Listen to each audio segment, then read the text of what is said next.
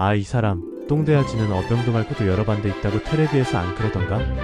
역섭에 타고 한 30분 가면 요력도가 있는데 거기에는 따비가 지금도 있어. 따비로 농사 짓고 있단 말이지. 아따, 따비는 저 박물관 같은데 감은 세고 셌을 텐디 그것 보러 요력도 간다고? 자네 말이 100번 맞네. 별 요상한 사람 다 봤네 그려. 공짜도 아니고 배사 준다는 뒤 바람 쐴 겸사로 해서 갔다 오는 것도 재미제. 요력도 사진만 멋지게 박아놓으면 그것도 작품이 된단께. 우리 섬과 요력도 잘만 소개해주면 우리도 미치지는 않을 것 아니오.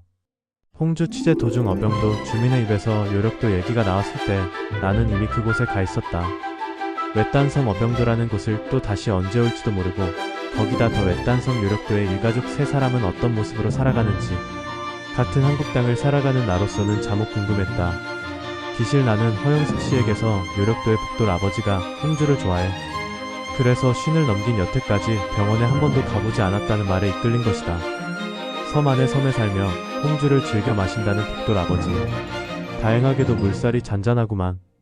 배 주인 정씨는 혼잣말을 하면서 디젤 엔진에 시동을 걸었다. 페인트로 칠한 진달래호라는 선명히 희미하게 남아있었다.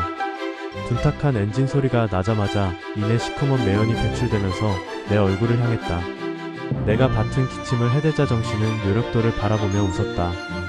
각종 나무들로 둘러싸인 요력도는 푸르름 속에 속내를 드러내 보이지 않았다. 버선코처럼 생긴 진달래호 이물은 물살을 헤치고 뱀대가리 내두르듯 앞으로 나아가고 있었고 고물 쪽에 자리한 엔진에서는 쉼없이 배기가스를 어병도 쪽으로 날려보내고 있었다. 바다 곳곳에는 그물과 어구들이 자리했다. 이 바다가 폭돌이낸 새 식구의 살림터임을 나는 짐작했다. 30여 분 정도 지났을까 진달래호가 속도를 내리고 자갈이 많은 곳으로 진입하고 있었다. 정씨는 닻을 내렸다. 여기는 요력도였다. 금방 와 불지라오. 한반 시간도 안 걸렸을 것이오. 정씨는 담임에게 찾아와 고자질하는 초등학생처럼 의기양양했다. 작은 통통배였지만 선장으로서의 자세가 묻어 있었다. 나는 한번 싱긋 웃어주는 것으로 대답을 대신했다. 어병도 가게에서 준비한 라면 한 상자는 정씨가 어깨에 메고 허영숙 씨에게 구입한 홍주 한 병과 카메라, 가방은 내가 든 채 정씨가 길을 텄다. 사람이 겨우 오르내릴 정도의 돌계단을 수십 개 밟고 평지에 다다르자 초가 한 채가 보였다. 폭돌이네 마당은 코딱지만 했다.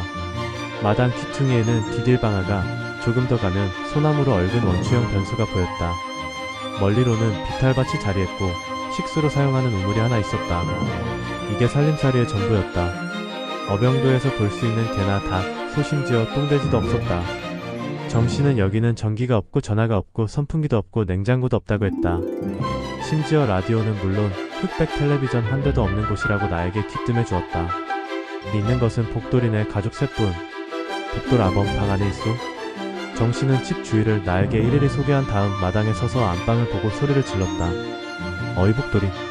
한동안 인기척이 없자 정씨가 봉창 쪽으로 다가서 문고리에 손을 잡으려는 순간 봉창문이 슬며시 열렸다. 거시기 정씨 아니여. 여기는 갑자기 뭔 일이단가? 폭돌이는 안 보이고 대신 그 아버지가 깜짝 놀라며 말했다. 그는 황급히 안방문을 열어 제끼며 밖으로 나왔다. 텁수룩한 구레나룻, 주름이 세게 그어진 이마, 듬성듬성 보이는 흰머리, 다부진 어깨, 며칠 동안 머리를 감지 않았거나 세수를 하지 않았음을 금방 알아차릴 수 있는 몸가짐. 눈가에 피곤함이 묻어있네. 자고 있었는가? 바닥 나갔다가 쪽간 힘들어서 한숨 잘라고 했더니 그란디 같이 온 사람은 누구단가. 어병도 사람은 아닌 것 같고.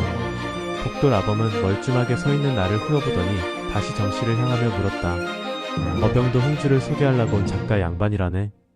요력도에 사람 셋이서 산다고 했더니 꼭 한번 가자고 해서. 이 양반 사진 솔찬히 잘 박은다고 하네. 서울 가면 요력도 사진 보내줄 걸세. 정씨는 잠깨움에 대한 미안함인지 내가 든 카메라를 가리키며 둘러댔다. 손님이 왔는데 이렇게럼 서있게 할란가. 다리 아파 죽겠네 그려. 참내 정신 좀 봐. 이 양반이 기양욱이 뭐하다고 자네 좋아하는 홍주하고 라면 좀 사왔다네. 정씨가 너스레를 떨자 그는 고개를 안방 쪽으로 돌렸다.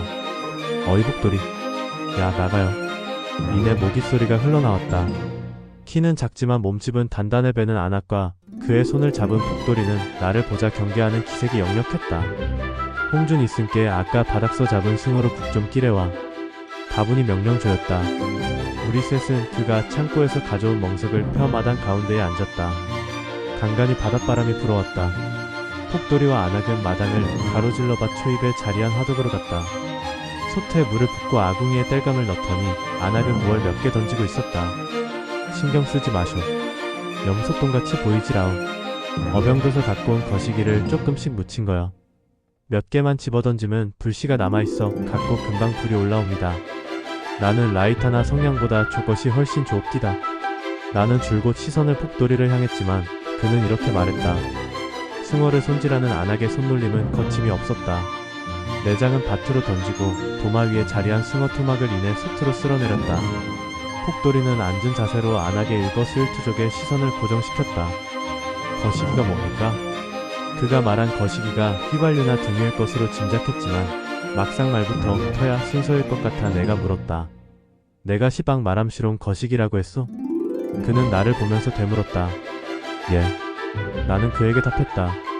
아따 낌새로 알아차려야지. 폭돌 앞씨가 말한 거시기는 오토바이 기름 휘발유요. 휘발유. 이번에는 정씨가 웃으며 나섰다. 여그 사람들은 용장 거시기라고 한디.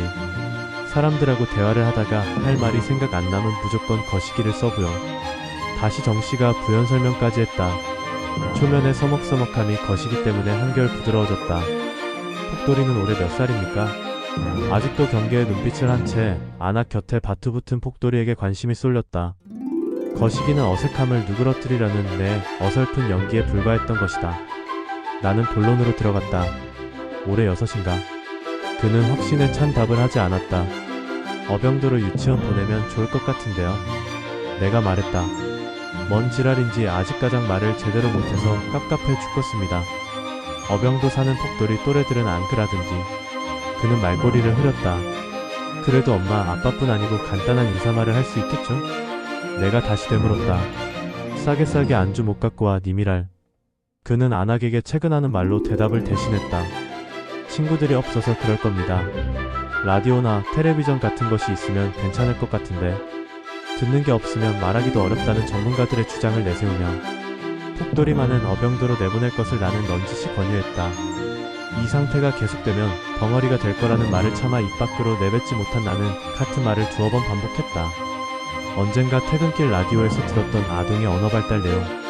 통계적으로 생후 12개월에는 1-3개의 의미 있는 단어를 말하기 시작하고 18개월에는 두 단어를 연결하고 30개월에는 조사가 빠진 소위 전보식 문장을 4세가 되면 회화가 가능하며 5세 때에는 복잡한 문장을 만들 수 있는 데다가 거기에 숨은 뜻까지 이해 가능하다는 것이다. 전문가인 그는 언어발달 지체의 원인으로 청력장애, 환경적 요인, 자폐증 등을 꼽았는데 조기 진단과 조기 치료가 중요하기에 부모나 친지가 적극적으로 노력한다면 벙어리가 되는 일은 막을 수 있다고 그가 말했던 것으로 기억된다. 친구라면 파도와 바람뿐일 폭돌이가 여기에 부합된 경우라고 나는 직감하기에 이른 것이다. 여기 사시면 심심하지 않습니까? 무슨 말이든지 조금이라도 더 들어보려고 나는 안간힘을 썼다.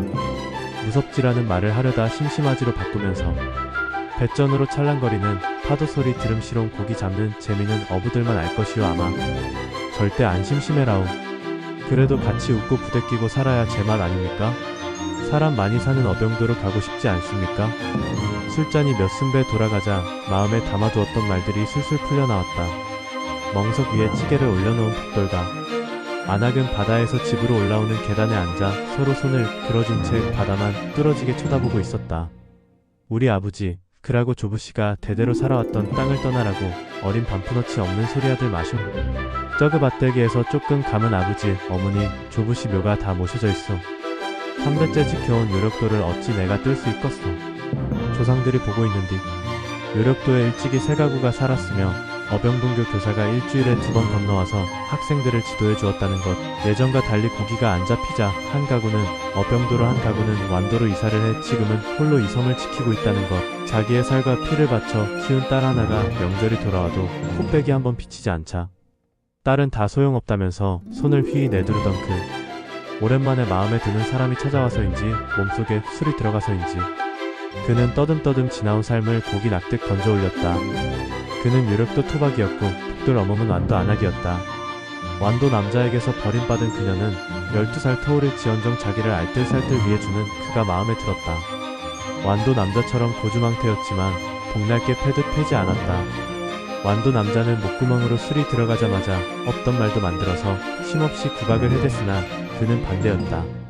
대작하는 사람의 말을 듣는 쪽이었고 혼자 마실 때에는 허하고 웃기만 했다. 20살을 갓 넘긴 딸은 서울 변두리 식당에서 허드레질을 하고 있었고 이후 폭돌이를 늦둥이로 어렵사리 낳은 것이다. 사람 셋이 사는 요력도는 절간보다 더 조용했다. 복돌 어멈이 대단한 사람이어라. 전화가 없어도 테레비가 없어도 촛불을 써도 나한테 싫은 소리 한 번 안 합디다. 누가 나 같은 선놈 보고 시집 올라고 하겠어? 안악에게 들릴 락말락하게 그는 말했다. 복돌과 안악은 아까 그 계단에 앉아 손을 포갠 채로 미동도 없이 바다만 물끄러미 바라보고 있었다. 전 남편에게서 매 맞던 과거를 떠올리고 있을까? 언제 요력도를 벗어날까를 생각하고 있을까? 왜 아들 복돌이는 아직까지 말을 제대로 못할까를 놓고 고민에 거듭하고 있을까?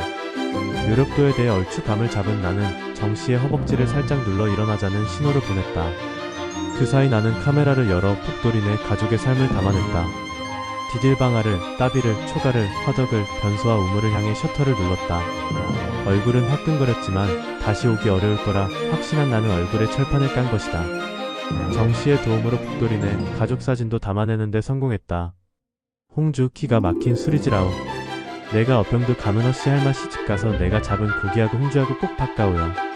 나보다 홍주 많이 묵은 사람은 대한민국에 없을 것이요. 겁나게 퍼부서 넣었지라오. 다른 사람 같으면 병원을 몇 번 들락날락 했을 건디 나는 50평생. 삼시롱 지금까지 병원이 어떻게 생긴지도 모르요. 정씨와 나의 설득에도 아랑곳 없이 그는 진달래호가 있는 선착장으로 내려오면서 홍주 예찬을 했다. 그의 얼굴은 진달래꽃처럼 아니 홍주처럼 붉었다. 먼저 악수를 청하는 그의 손은 뜨거웠다. 복돌 아버지, 복돌이 어병도 아는 사람한테 보내서 또래들하고 같이 놀게끔 해주세요. 왼쪽 손으로 그의 손을 잡은 나는 간곡한 눈빛을 흘리며 그에게 부탁했다. 진달래호가 시동을 걸자 아까처럼 매캐한 연기가 한 무더기가 피어올랐다. 진달래호가 요력도 선착장에서 이물을 돌린 지 5분이 지났어도 그는 움직이지 않고 우리를 쳐다보며 이따금 손을 흔들어 주었고 정씨 또한 방향키를 잡은 채 손을 흔들며 응답해주는 걸 잊지 않았다.